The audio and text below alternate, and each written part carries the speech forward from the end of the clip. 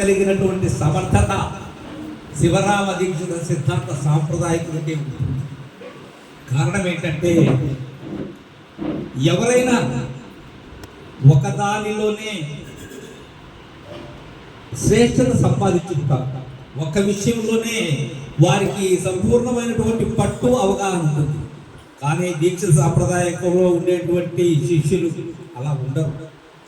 ప్రతి విషయాన్ని కూడా శోధించి పరిశోధించి ఆ ఉనికిని తిరిగి ఆ ఉనికిలో వారు ఉంటారు.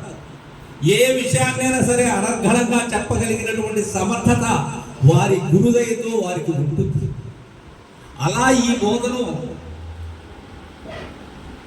ఎంతో వ్యాప్తం చేసినటువంటి వారిలో కృష్ణప్రభు దేశికేంద్రంలో వారి శిష్యులైనటువంటి ఆ సాధురాం మహనీయులు ఎవరైతే ఉన్నారో ఆ శాఖలో భీంపల్లి గడ్డే దేశికేంద్రుల వారి శాఖ